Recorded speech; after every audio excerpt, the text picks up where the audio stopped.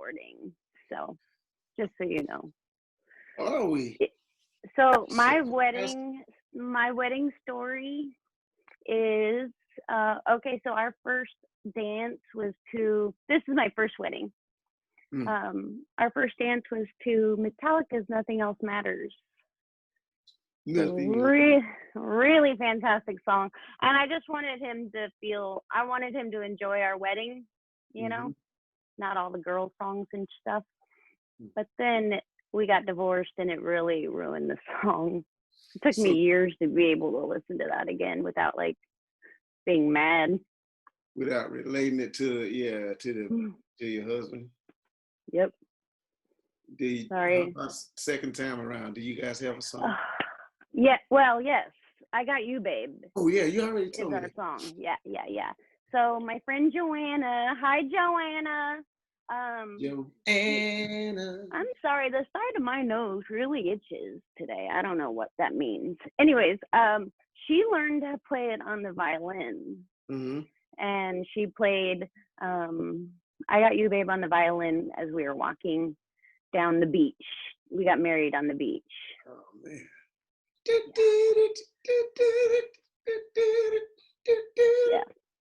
Yeah. I have the video. I'll have to share it. And then on the way out, she learned to play Star Wars. I don't remember which one, but it was Star Wars on the way out. Star Wars. It's very important.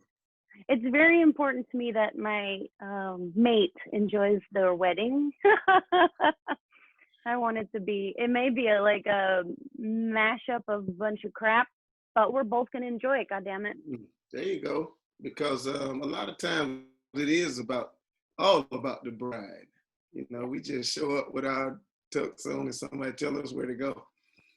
Yeah. But it's usually about. So that's very considerate of you. Thank you very much. Thank you. I do what I can. Next time I get married, hopefully I'll find someone with those qualities who actually care how I feel on wedding. Now mine was cool though. It was small. It was straight up justice of the peace. We didn't have a big wedding because my ex-wife had been married before, and her parents told me, "We're not springing for a big old wedding." Get divorced. That's funny. Sorry, I'm just adjusting all of our controls and things. So our guest is in the green room. I like to call it the green room. Yeah.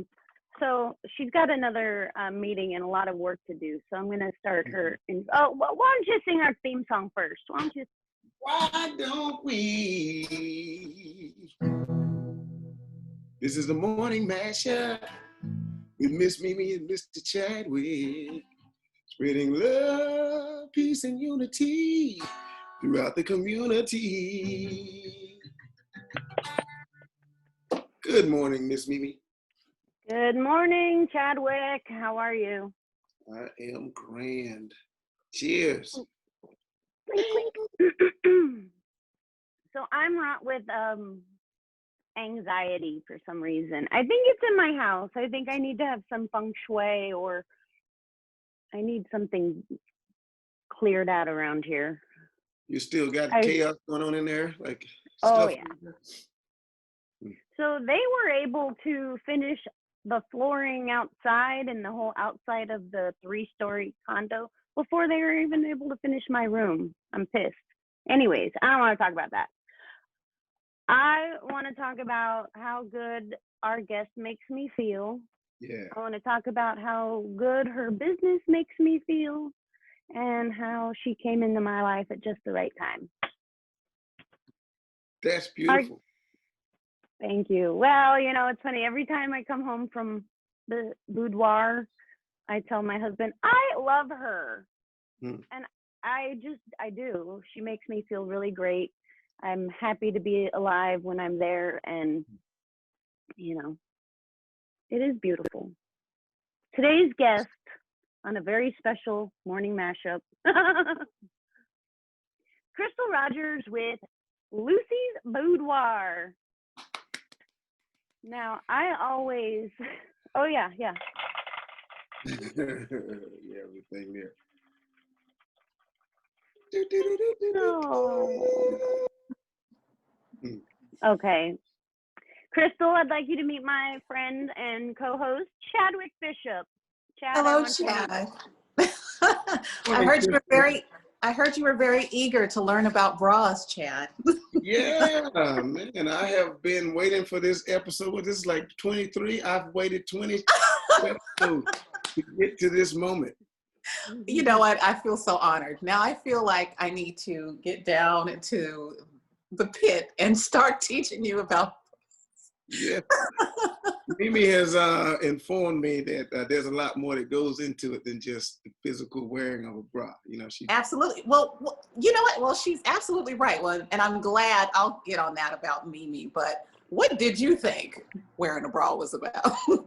I'd like to know from a man's perspective. Yeah. You know, I thought it was probably just something purely physical that a woman has been told that she has to do. Okay. And a lot of times I see people just uncomfortable and complaining, and ladies can't wait. A lot of people saying during COVID, "Oh, I don't have to wear a bra now." So it seemed like something that might have been necessary, but somewhat uncomfortable at times. Right. You know what? I have a quick question. As Yeah. a male, okay, so like when I was wearing a shitty bra, we have what I call 4 boobs. Like a bad bra will it'll hit you right in the middle of your boob, and you can see like 2 boobs on each boob. Is that something you see as a male when you look at a woman with her outfit on? Did you ever notice an ill-fitting bra? Yeah, especially if they're wearing a tight shirt. And you can see where the bra straps, or underneath where the straps are. Well, you never know. Like maybe it was just. I don't know if it looks uncomfortable sometimes. So. I'm glad that you're saying that. You know what?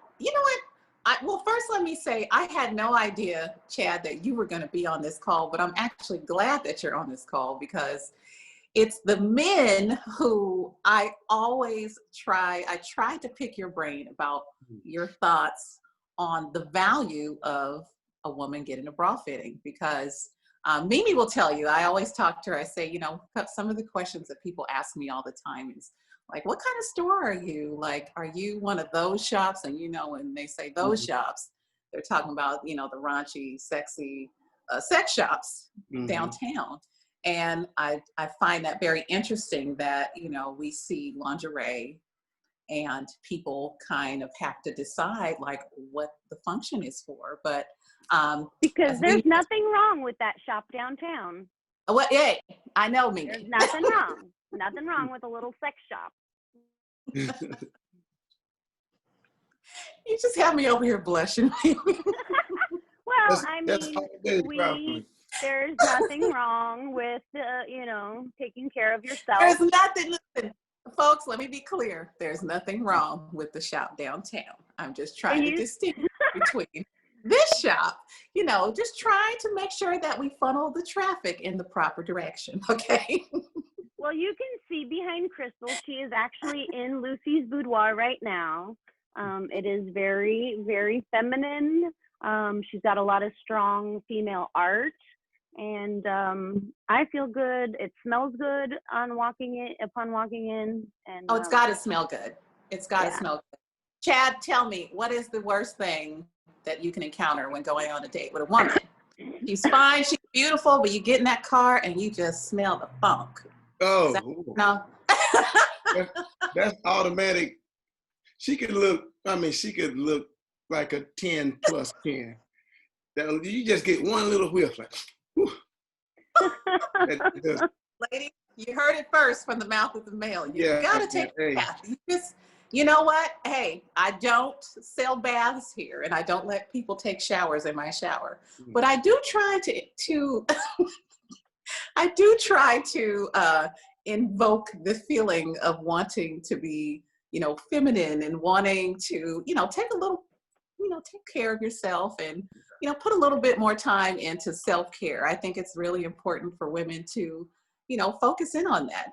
That's also, Mimi, obviously, it's October Breast Cancer Awareness Month, but I feel that because women we are so busy and we're always kind of moving around doing everything but taking care of ourselves. And I mean the basic needs, like spending like an hour in the bathtub if you have one, or taking time in the shower. We don't do our breast exams. And sometimes we miss the mark on being able to identify when there have been changes in our body. So I try to normalize things like that so that we can take out the overly sexualized, impression that it gives women to touch your breast, feel your breast, or have your husband or your partner help you do this so that you can figure out, like, are there some changes going on in my body? I mean, we live in a very toxic environment, so it's very important for you to be in touch. Men as well, with what's happening in your body. You see something growing on one side that's not growing on the other side, there's something going on there. So I'm definitely a proponent of that. And I'm always talking about taking a moment to stop and look at yourself in the mirror. It is not about, vanity per se.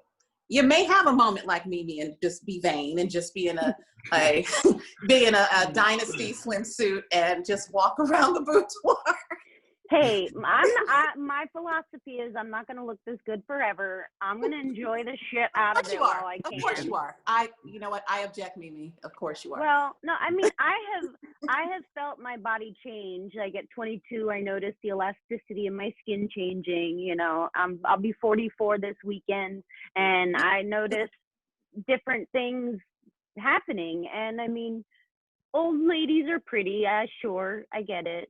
But like, I'm not going to be this young and cool and vivacious forever. So yeah, I say take your pictures, enjoy it all while you can. I saw this meme the other day that said that this lady was lamenting how she spent her skinny years thinking she was fat, wasting her skinny years thinking she was fat, Right. Right. And how often though, Mimi, how often do we hear that, just the short time that you've come into the boudoir, you hear that through the curtain all the time. I probably spend my fitting, because of my background and just, just understanding the trade and the product, I fit people very quickly. It's the conversation and the unsolicited counseling that takes the longest amount of time. And so you hear it all the time. You'll see a woman who's drop dead gorgeous. She'll come in here and she's nitpicking at every single part of her body. Chad, I may have to give you that job of having to affirm in them that they're beautiful. So you're going to have to come in and get close and personal with these women while they're in their bras. Can you do that? I was talking the other day about a career shift, so I keep that high upon my options. Yeah, way up. Okay. That's the number one option. Chad has been really instrumental. He always checks in on me and sees how I'm doing. So I think he'd do really good at that. Hey, fellas, you got to check in on the ladies. It's important. So there's a mental health aspect that Mimi was talking about. That I never took into account as a man. How would. Well, go ahead. Yeah, that's where I'm going with it. You said there's a therapy or counseling type that happens. Well, a background in psychology is helping. Wow, I did not, and I don't mean that to be facetious or comical, but I do know that, women, we carry a lot of baggage, and it's not by choice. It's just by way of living life. I mean, there are a lot of punches you take as you grow up, and you experience things that you didn't welcome or, you didn't ask for. I mean, and really this store has kind of been like a hub for, women to have like their little group gatherings and their bra parties and their community gatherings, which are women focused. And, all of these conversations come up, within the walls of the store. So, we're connected by way of the fact that we wear bras, or we're wearing them or for whatever purpose, and they've come through this door, but women share an experience of their hurts, their pains, their worries, their fears. And I think these are all of the things that come out, in these rooms. You have women who, I've stood before a woman before who hadn't disrobed before her husband. Disrobed, everyone, means undressed. She hadn't undressed in front of her husband for 4 years. Wow. And because she said she felt so disgusted with herself that she had allowed herself to gain so much weight. But, you know, but here she is standing in front of me down to, you know, her underwear, and she's crying. And, you know, at that moment, I'm thinking of how can I take, you know, this person here, this woman who I'm looking at, and part of me, I constantly have to choke back tears because I feel everything that everyone is telling me in those rooms. I'm really listening with my ear. The bra fitting is already over for me because I've already fit you and I already know what to pick for you. But when I go and I look through the racks of these bras, you know, because you don't shop here by yourself. If you're smart, you won't shop by yourself. You'll let me do it for you. But right, but if you're smart, you'll let Crystal do it. Yes. You know, I'm looking and listening to what you're saying, but also what you're not telling me. And I'm also, you know, when you talk about your husband, for example, oops, am I there? Oh, sorry. Mm-hmm. You know what? I have my phone on Do Not Disturb, but it still disturbs me. How is that possible? Weird. I just got a call at the very same time. Was it my dad? Was it my dad? I hope so. You know what you're talking about? I need somebody to finish my office bedroom. Oh gosh, I thought you were talking about his pecs again, his chest. But oh my God, that's another story, Chad. When you she's got a hot dad. Oh, watch out now. Oh my God, he thinks he's hot. I have to keep him humble. I'll be like, you look all right, Dad. Dude, you okay? But yeah. I think you guys are all a pretty good-looking family. I mean, well, thank you. I met your kids.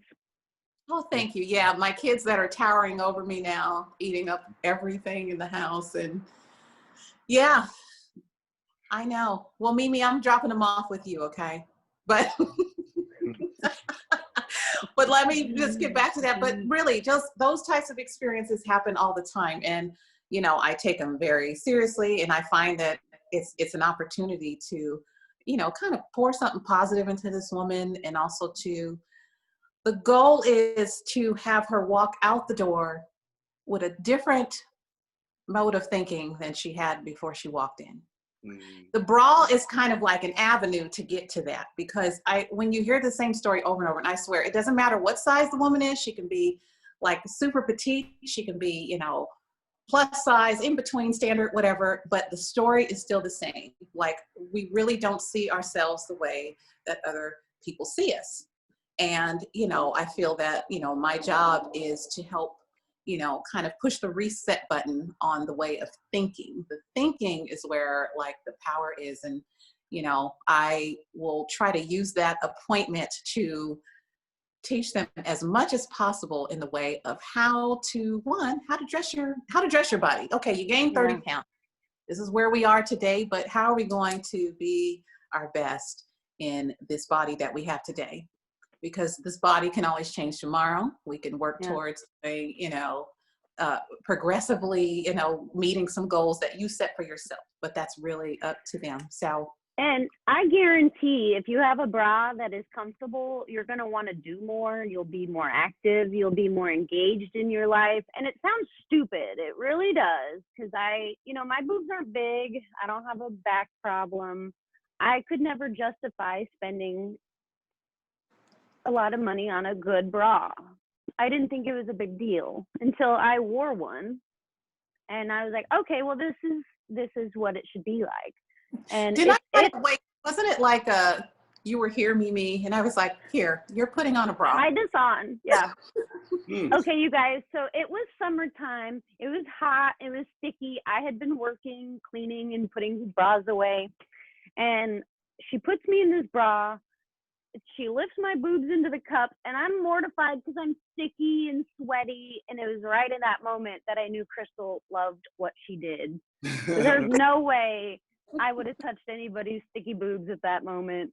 But as soon as she put that bra on me, I sanitize. Hey, These hands have been sanctified and sanitized. Okay. Chad, it's okay. Chad, you can reach out and shake my hand. It's got a lot of boob memory in it, but it is clean. It's got good boob vibe in it. All right. It got good boob vibe. As long as that energy is still there. 6 degrees of boob.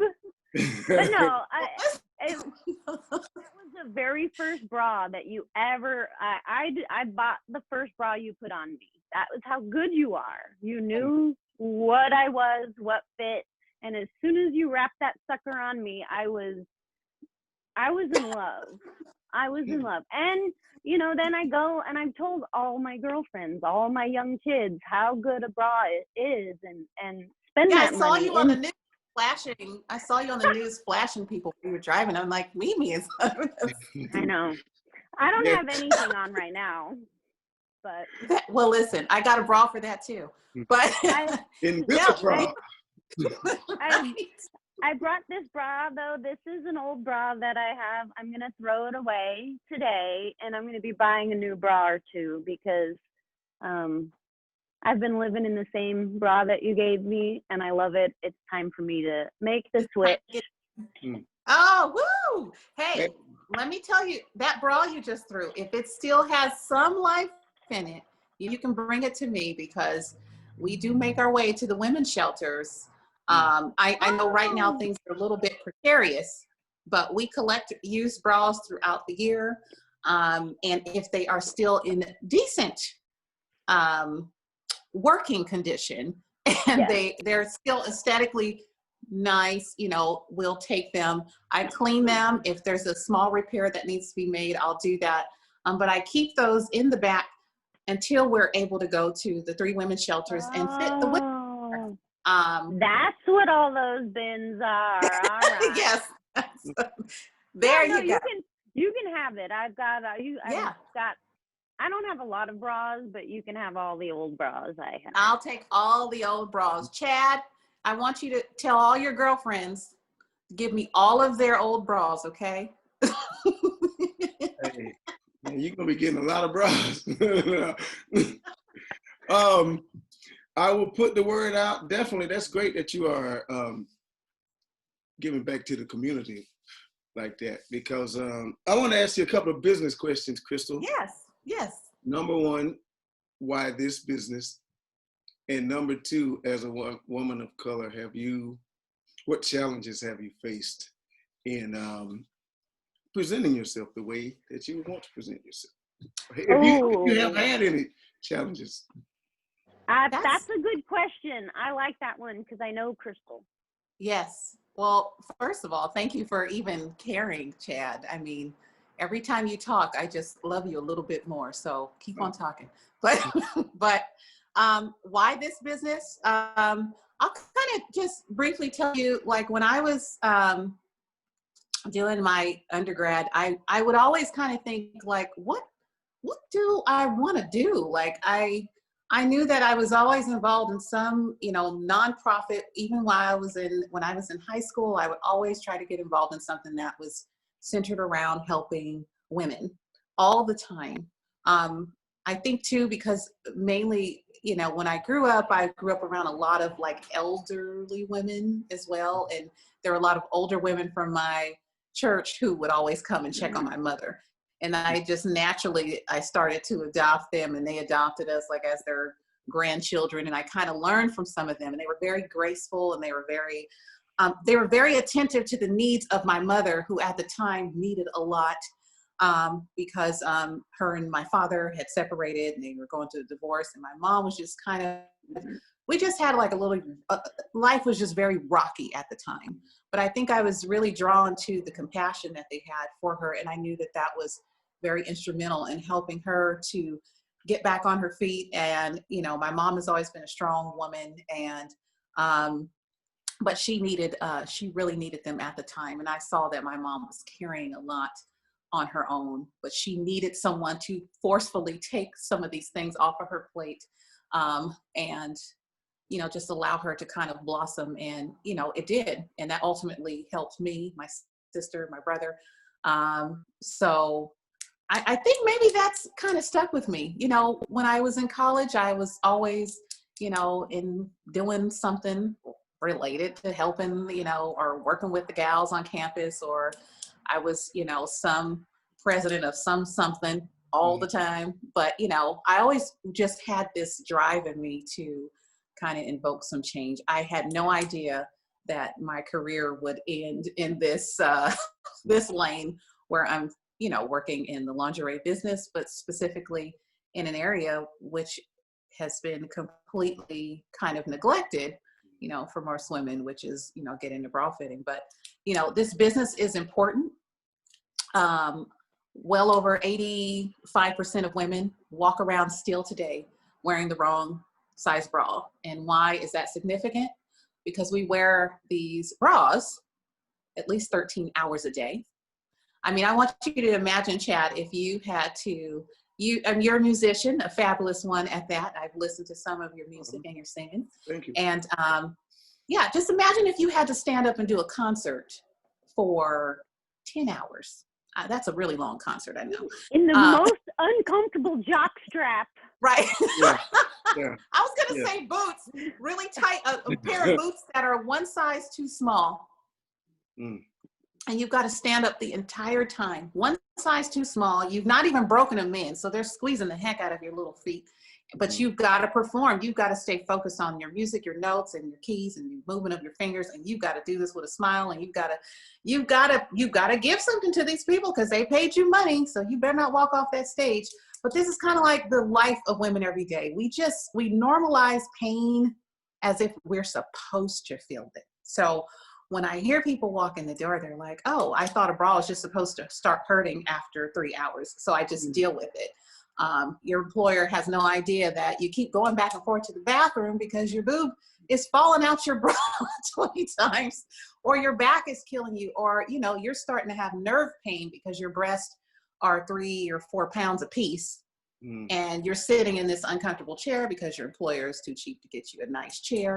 And you're in this uncomfortable position, but you have to perform. You have a job to do. And you can't go to your employer and be like, hey, you know, I got to take the day off because, you know, my back is hurting because my boobs hurt. Like, will anybody really understand that? No. So this is it's a very intimate business, and women don't talk about it because they don't feel they have a right to, and they feel, you know, it's just what it is. But I'm trying to, you know, dispel that and say, no, one, let's go back to square one. Let's start now with addressing the problem that you have. Let's prevent a back surgery 5 years from now. Let's try to prevent you from having, you know, plantar fasciitis in your feet, or having, you know, issues with your knees, or you being so unmotivated because of the fact that you can't move freely without your breast falling out of your bra. So you won't go out and take care of your health. You won't go and take a picture with your family because you don't want to be in the front. You won't go to the beach and enjoy time with your family because you're so just engrossed with the thought of your breast being like these gross, like growths on your body that you cannot stand. So really, this is a very magical, life-changing experience, especially for people who walk around in pain all day. You know, that girl that you saw who has an attitude all the time, you'd be surprised. It could be because her back is killing her and she just don't want to deal with nobody right now. So it's on top of that, we have period problems as well, you know, so like, you know. But yeah, no, I think I'm going to start a foundation. I think bras, or a movement, bras need to be covered under medical insurance because it makes all the difference in a woman, you know, I think. Some bras are covered under medical insurance. That's if you've had a breast cancer surgery. Most insurance, if they're decent, they will allow for that client to get maybe 6 free bras per year, which I think is really helpful. But, you know, and Chad, I didn't forget about your second question. I'm going to get to that. Oh, yes. But let me say, Mimi, on that note, I will tell you, if I could have one great desire of mine, particularly too for this business, is I would love to be more of a, you know, catalyst in the medical field. I would love for it to be required for doctors to refer their, back surgery candidates to a bra fitting facility to get fitted in a proper fitting bra and to wear that and trial that for maybe like a month prior to them approving a back surgery. Because I guarantee you, I've had women get back surgeries and their backs were still killing them. We put a bra on them, and literally the moment she puts the bra on, when you see it, the tears trickle down her eyes, you know you done it. So the cartwheels they do out the door also. Oh gosh, right. Yeah. You can tell they're feeling better. Totally. Yeah. I would love that. Education too, because if my mom knew the value of a good bra, I would have skipped all of this. I think mothers really need to be helping their daughters find, homeopathic remedies to their life. And that's kind of what a good bra does, I think. Oh, you're absolutely correct, Mimi. I mean, again. You're absolutely correct. You're always correct, Mimi, actually. I just didn't want to say, because I didn't want Chad to feel bad. Hey, I'm amongst geniuses here. I'm just going to sit back and listen, Chad, I see genius just floating across your screen right now. I see right now.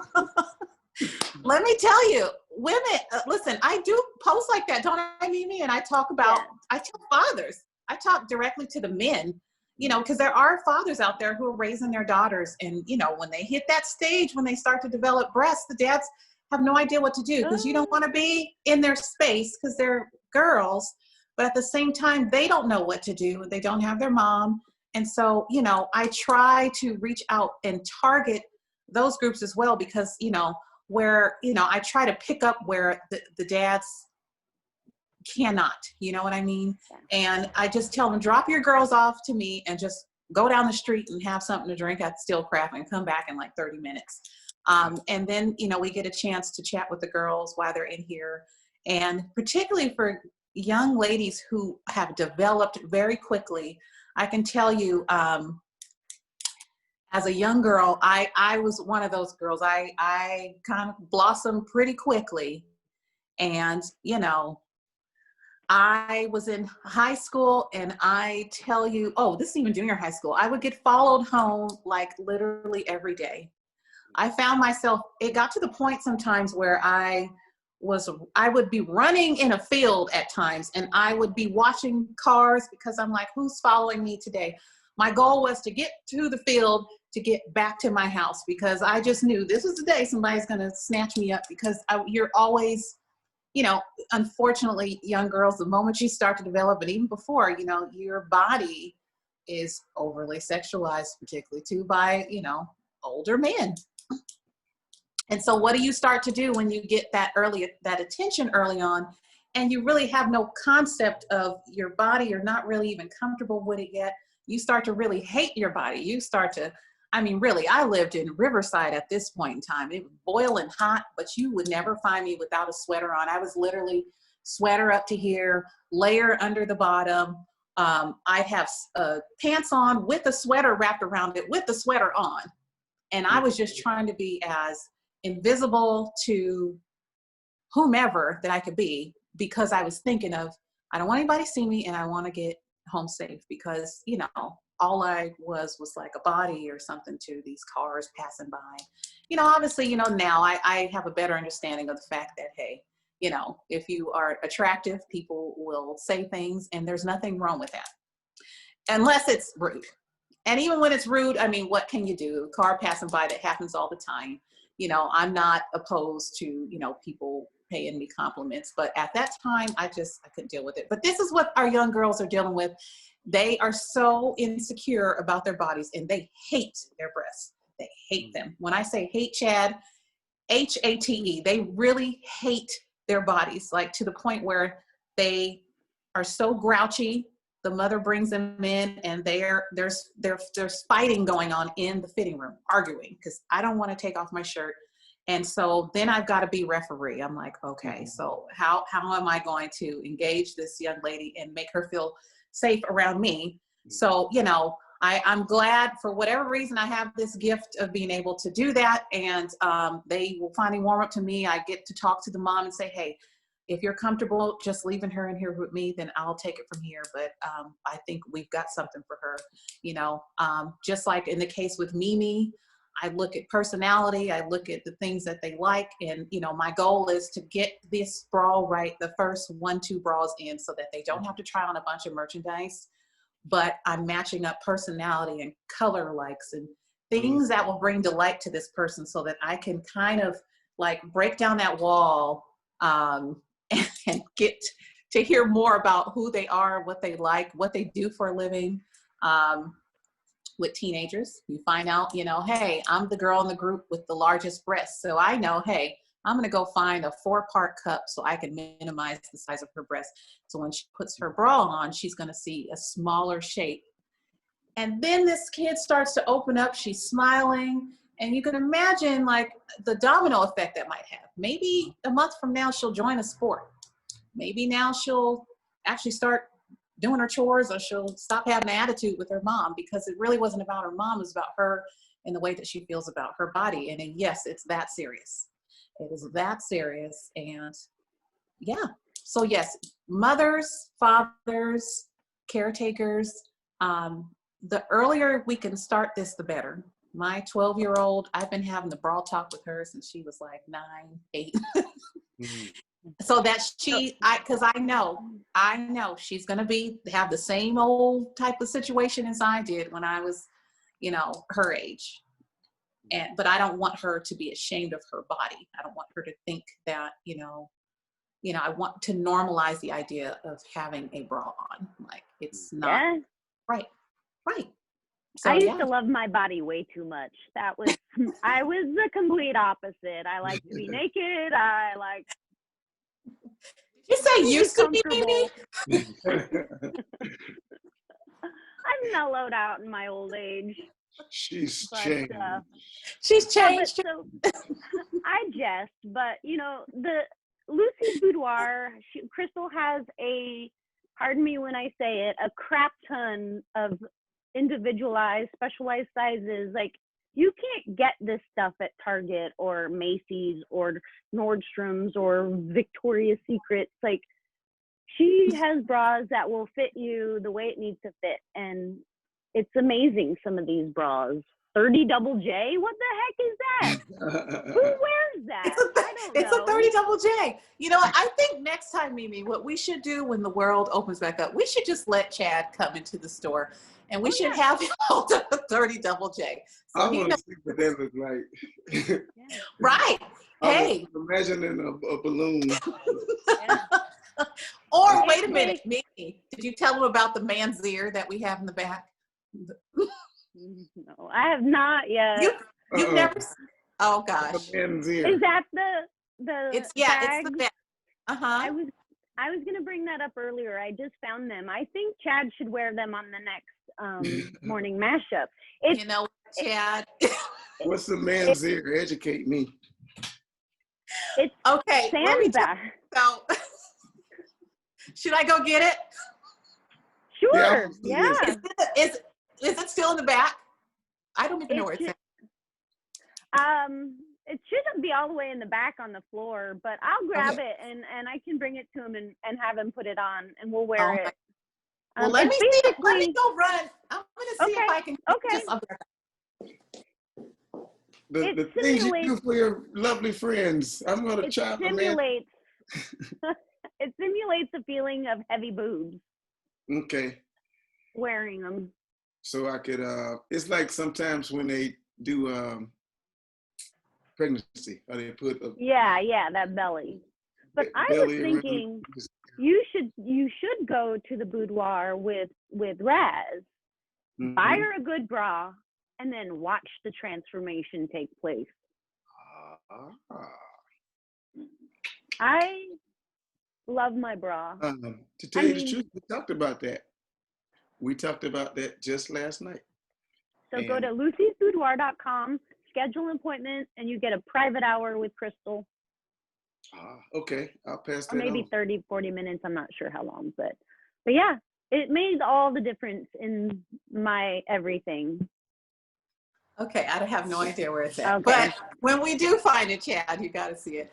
I'll tell you, we made a, so, you know, the Leadership of Long Beach hosted a putt-putt event in Bixby Knolls. And I was one of the businesses that participated. And so, you know, you got to build a golf course inside the business. And so we had a massive brawl that we put 2 buckets behind the cups. And the goal was you had to putt through the course and then put the ball into one of the cups and had to land into the buckets. Very fun, right? Mm. But, you know, I had to kind of level the playing field because, you know, women have breasts and we've got to move them things out the way when we putt. So I had to make it, I made a bra specifically for the guys, for the fellas, you know. Mm. So they'd have to strap this bra on. And there were 2 2.5-pound breasts on each side. But I made sure they hung a little bit because I had to give you the full experience. Give some room to move down. A little sway. Right. Because, you know, when you're putting, you got to lean forward like this. You know, you got to do this here. So I wanted to make sure that they understood the value of having a bra. I you know, with me, if you step in the door, I got to make sure you know what you're doing. So yeah, basically that was a big hit. And the commentary that I heard was, "Guy, how do you guys work with these things?" It's like, oh, now you get it, huh? Right. So it'd be kind of like if you're. It would be kind of like if you had 2 3-pound testicles. So this brings us back to the second question, Chad, is the cultivation of Crystal's personality and how she is and who she is. She is one of the most realist, although demure and gentle speakers I know. She has a very fine way of saying everything. And well, you know, I talk. You could say it. Am I blushing? As long as you say it. As long as you know how to say it. Oh, you're glowing. Yes, that gift. Am I blushing? You know, Chad, you know, as a Black woman, we don't normally blush. So he would be able to confirm or to I don't think you're blushing, but you are shining right now. Well, thank you. My mom did tell me this morning, she's like, "Why are you so shiny?" I was like, "Well, Mom, I got moisture in my skin. It's just what it is." You're glowing right now. That's a good thing. Thank you. Thank you so much. Oh my gosh, Mimi, well, thank you. I find it, first of all, I just find it a great honor that I met you, Mimi. Like, you are just a blessing to so many small businesses and people alike. And I'm like, yes, you are. I know. She's like, man, not me. Right. But you really are, Mimi. You're that, what did I call you? The get it done green-haired fairy. That's you. Yeah. Because you just figure out a way to get things done because your desire, hi, cutesy. Your desire is just to, you know, help people succeed. And that I see that drive and that heart in you. And I'm just really, I have just been blown away just by, you know, you're just so tenacious when it comes to that. And, you know, that's why literally, if I have to fry some tacos on Thursday myself, I'm gonna be outside and do the thing just like. Oh, you're the best. Mimi is that. She is that. She is a go-getter in a weird, cool kind of way too. You know, she is. Over the top, but not over the top. Right. Well, Mimi will she'll dial it back if you need her to, but inside of Mimi, there's just this, it's a constant bloom of flowers. Like, she's always in spring all the time. There's never a winter. There's never a resting period. Mimi is constantly in bloom all the time. There's always something going on.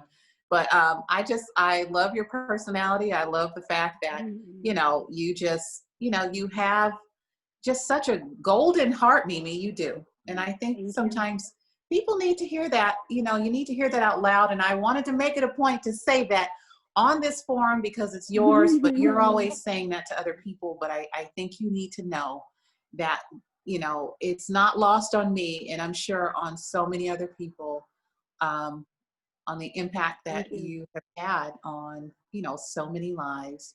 Just you, even you working with a client of ours. I mean, Mimi, can I just tell you, Chad, I had another day, you know, when I have a lot of days like this, and I still got to get back to your question. I didn't forget. So, now, you know, as you know, Breast Cancer Awareness Month, you know, I do want to make sure I throw out some numbers there about what's going on here in our economy with COVID-19. But just, we did have, Mimi was here and witnessed one of our clients who is currently going through chemo right now. And the last time I saw her, she was not going through chemo. She had already beat cancer, was in remission the last time, but for the fourth time, cancer unfortunately returned to her body again. And so she's back, and, you know, her head is shaven now. You can tell that she's weak. You can tell that she's just without, you know, energy, but, you know, she's really trying to just come and have just a normal, you know, moment where she's picking up her bras. You know, we had you know, obviously with COVID, because I am very low on staff, you know, the operations kind of move a little bit slower. And she was one of my clients who had ordered some things, but I hadn't yet packed them. So she came by to pick them up. And it was great because due to, you know, this surgery, you know, chemo is just, if you hear it from the mouth of someone who has gone through it, it is extremely draining. It literally, for lack of better words, it sucks the life out of you and changes your body drastically. You know, you feel dehydrated all the time. You know, it is just not something, just the description of the after effect is just so heartbreaking. But these women still go to work. They still raise families. After chemotherapy, they get up, they make food, they go and work between throwing up and doing all types of things. It's just not a pretty experience, but they have to, because I mean, in this medical world, unfortunately, in ideal world, you'd have a person that'll come straight to your house after chemotherapy and prepare a meal for you, and the hospitals will give you meal tickets, and somebody will drop the stuff off to you and say, because I know that you're tired and you don't have the energy, you know, and your white blood cell count is low, you can't really be out at the grocery store. But these women, I'm telling you, Chad, they really get at it, and they are just warriors. And this is what all these pictures in here are for. This is the heart of a woman. You know, we'll lift a bus up if we have to, if it means saving our family or doing whatever we need to do. And that's what I see in them when they are fighting through this. But, you know, this woman comes in, and, you know, I see her, and I am just trying not to cry, because I already know, but I cannot address what I'm seeing. I try to be respectful to people who are going through these therapies, and I talk to them. I'm very direct. So I asked her, so tell me what's happening with you now. And she tells me about her cancer has come back, and she's just trying to be positive. And she has this little girl with her, very lively girl, I mean, and she is just bouncing all around everywhere. And Mimi just happens to be in earshot, and the girl sees Mimi. Mimi's hair is shaved, and she looks at Mimi, and immediately she says, I'm so sorry you have what my mom has. And I mean, I had to go in the corner, because even right now I'm just tearing up. The girl associates the shaved head with, you know, the cancer treatment, and you can tell she doesn't know what she's seeing. All she knows is her mom is going through this again. And so her first thought to Mimi was to say, I'm sorry. So Mimi, with her gigantuan heart, just boom, it just clicked into her right away. And, you know, the girl walks off to the side because she's ashamed that she even noticed that Mimi has a shaved head. She goes in the corner, and Mimi just migrates towards her and just starts to befriend her and just says, no, that's okay. You know, and she's talking to her because Mimi knows I've got the mother in the room, and I'm trying to talk to her. And then we have other clients in the other room who can overhear all of this conversation, and they're laughing because the girl is so sweet. She's giggling, and she's telling jokes, because now she's Mimi's friend. Now she's telling Mimi about everything that she likes to do. And you know, and really Mimi's working, but the girl's following Mimi like this. She's like, now you see this whole store, the girl's going everywhere Mimi's going, and she is just literally lighting up. And the mom, as I'm speaking to her, I'm wiping back tears. The mom is consoling me. I'm like, no, it's okay.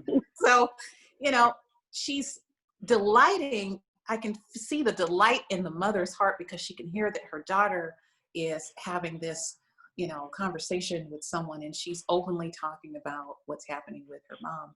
And Mimi just took over there. And, you know, long story short, you know, I like to, anybody that works with me, just so you know, if I really see you grinding and I know that you're very serious about your work, I don't mind telling my clients about you. You don't have to pay me. I don't know what this is about on Instagram where you got to pay a celebrity to tell about something they like. It's the dumbest thing to me. And it doesn't make me believe that you really actually like what you're talking about if I have to pay you. So you should really just be supportive of other people. But anyways, telling this woman about Mimi and the fact that all these wonderful things she does. She's a burrito taster and all these other things. Professional burrito maker. Yeah. But then I talk about Mimi's skill and her skating, her roller skating skills and how she's trained kids. And her mom just like, oh my God, my daughter's been wanting to roller skate. I've seen her twice. And how has that been though, Mimi? It's been a journey, I know. But it's a very rewarding journey. They are both struggling emotionally with their own issues, and it's an honor for me to be able to be there for this little girl in any way that I can be. Right. The fact that people willfully let you into their lives is crazy, me, right? Yeah, right. But it also tells you though, I mean, when you think about it, you guys remember Maslow's hierarchical pyramid of needs? I think I printed it out like for something else, but let me show you. Oh, actually I have it. Okay, I'm gonna show you here. You can't really see it, but it's this here. Yep. But anyways, on the bottom of this pyramid, which is the largest chunk, it talks about the psychological needs and safety needs of what humans require, you know, in order it's that whole, like, you've had this pyramid of what people need in order to survive. And I think at this point right now, people are just really fixated and focused on what they should be, which is the basic needs: safety, shelter, and your physiological needs. Like, I mean, just having those things. And then, you know, with that, you know, the emotional and, you know, support from one another. I think we're kind of zeroing in on those rather than having, you know, our focus be on our own self-actualization, where we're trying to just reach for these grand careers and things. But we realize how important this human touch is and this, you know, connection is, and having conversations like this about brawls with Chad and just, you know, really kind of seeing people. I think people are actually being seen now rather than passed by and zipped by in cars and, you know, hey, I heard you in the blah, blah, blah, and we just move on.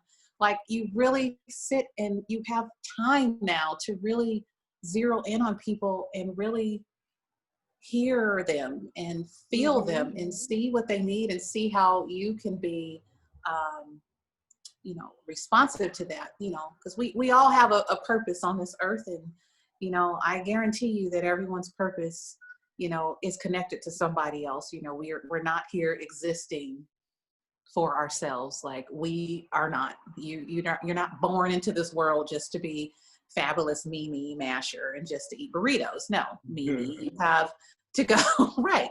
Chad, I mean, even though you're a musician, you have, you know, other gifts in you, and there's been contacts that you've made that have really benefited from knowing you, and they've had their lives transformed because Chad is existing today. So, you know, I hope my life. Oh, we'll see when he comes to wear the man's ear and holds the 30 double J cup. You're going to tell me about that story too. Oh yeah. Well, him and his girlfriend are going to book an appointment with you. And we're going to get her a bra, and I want Chad to see the difference it makes in her life. I would love that. That's going to be my You are welcome Anytime. Anytime. And you don't have to leave out of the boutique, Chad. You can stay in here. That's for all the men. You are not kicked out. This is not an anti-men store. Okay. We love men. We love women. We love families. We love young girls, older girls. We are just here to, I think the bra essentially just helps to improve the quality of life for the woman, which ultimately benefits the man, the family. You know, Chad, you everybody, want yeah. good Salisbury. Y'all better be listening, fellas. Listen to this. She's talking. No, really. I'm saying if you really want to be a Mac, don't buy her no flowers. You need to buy this woman some really nice, well-fitting. Yes. I'm telling you, listen, the bra is the gift that keeps on giving. And there is nothing more sexy than a woman who feels confident in the way that she looks. It has nothing to do with size. Nothing. Nothing. Because think about it, Chad, if you have a beautiful woman in front of you, but she's constantly have to be told every 5 seconds that she's beautiful, I mean, how draining is that? Yep. That does something to a person. It does something to your own psyche when you think you're having to. Right. You start walking on eggshells. You're like, man, what can I not say to her? But, you know, that is, Mimi will tell you when the woman is here, the focus is always back on her. I'm like, you know, your husband, he's your husband. Your boyfriend is your boyfriend. It's not his job to constantly affirm things in you that you should already know right now. So that's what we're going to work on right now. Because if you don't believe it, right. Man. Crystal, it's 10:55. Do you have an appointment at 11? I thought. Oh, they're fine. I just want to make sure. You're not running late. Mimi's she's keeping me on track even when she's not here. Yeah. No, they said to wait till 11:05. So I'm good. I got a few more minutes. I love the Boudoir. I love my job there. I love my time there. You saved my life when I needed it the most. So I think about you all day long. So. Oh my gosh. Do you spell me in the bread when you bake the bread? You have to do a bra loaf. Bra loaf. Oh my God. Oh yeah. Hey, you wanna raffle one off like for breast cancer awareness month? There you go. Yeah. You know, no, we gotta do an auction. I got to step away and pee real quick, but I wanted to mention that I am a professional pasty applicator. I have years of experience working at gay pride festivals applying pasties. So, you know, maybe that's a thing we could do around here. I don't know. A pastyologist, is that what you call it? I'm a professional pasty applicator. Oh, that means I know how to put them on. Oh yeah, now I can visualize it. Okay, so I'm going to put myself on mute. Crystal, go ahead and answer Chad's question about challenges as a person and especially a woman of color. Yes. What challenges have you faced in getting Lucy's Boudoir to the public? If you faced any, you might have slid right along. You have a gift. You may be one of those people who are easily just slide right along. You're giving me too much credit, Chad. So, here's what I'll say. I feel like I've been pretty fortunate, but it has not come without, great sacrifice and hard work. I'll tell you this. I think that my journey as a business owner could have been worse had my mentality been different. And I will kind of say that for me, I've always tried to approach my business as a business. I am a Black woman, very proud to be a Black woman, bona fide, Black through and through, No I'm very much into my own culture. I love Black people, and I really actually kind of go beyond, the call of duty to try to even give my own people an experience so that it'll plant a seed in what they should expect when they go to other businesses. And I do that, but that's what it is. Like, I run this business like a business. I don't exclude anybody. I don't try to isolate, For the longest time, no one even knew that I was Black. They didn't even know who I was. It just looks like a nice store. Like, I don't know if it's like what kind of shop it is. They just knew that, hey, have you been to Lucy's Boudoir? It's a great store. And I used to train, when I trained the employees when they were here and the other fitters, my message to them was always, look, I want you to run the front of this store as if it was your own store. There should never be a question on who the boss is. They should be so confused as to who the boss is and who the owner is, that when I come out here and sweep this floor, they should mistake me for the janitor. I don't want anybody to know that I'm the owner. I didn't really care if that was known or not. You know, I'm proud to be the owner, but I was more focused on making sure the business is successful. And so I spend a lot of time in the background, just kind of following suit from some of, you know, people that I see as business mentors, men and women. I have come into contact with a lot of great people over the years, and I take note from what they do, and I just try to use that as a stepping stone to be better at what I do. You know, I really care about my business, but I also care about enrichment and education and making sure that I am giving my clients the best that I can give them.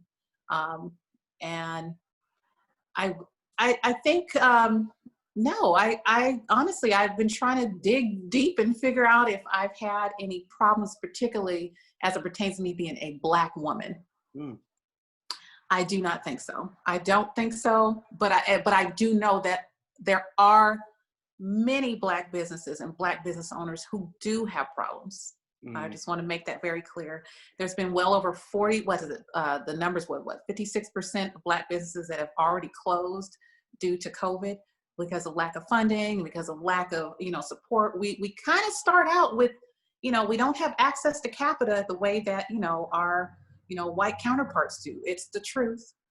You know, I just happened to, when I came into this business, like we had, you know, a tiny bit of money, you know, we had some things that we can anchor off of to buy into the store. Not rich by any means, but had some stability to kind of buy into, you know, what we needed, and have just been trying to build from there.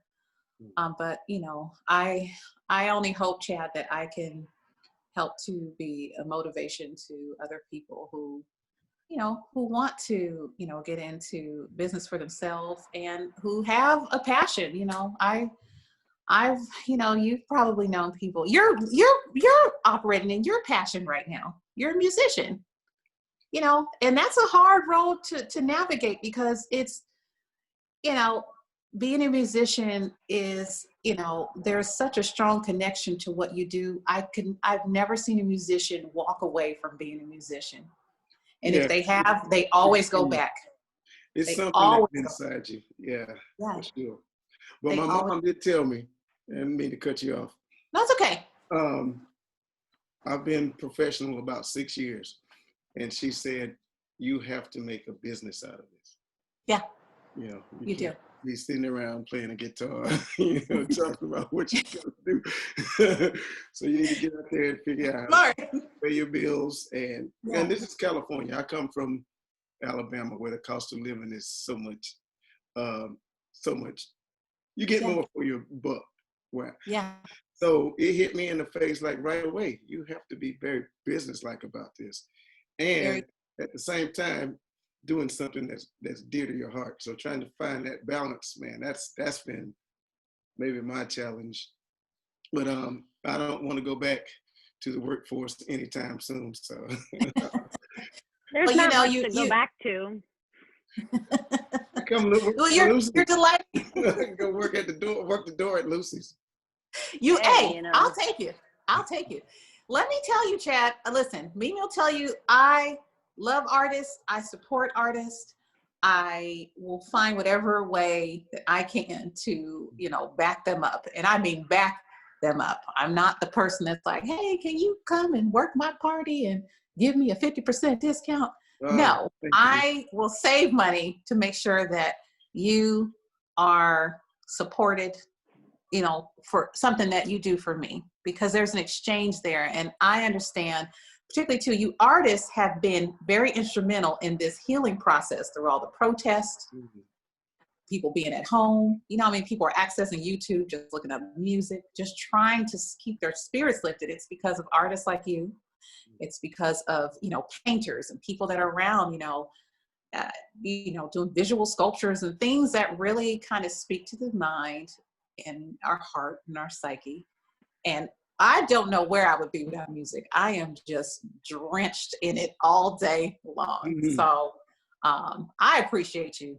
And I do believe that, you know, if you're savvy enough, you got to connect with, you know, the right people, you know, to kind of, you know, anchor down, get your little imaging stuff together in your craft. I mean, because you clearly are well known and, you know, people love your music.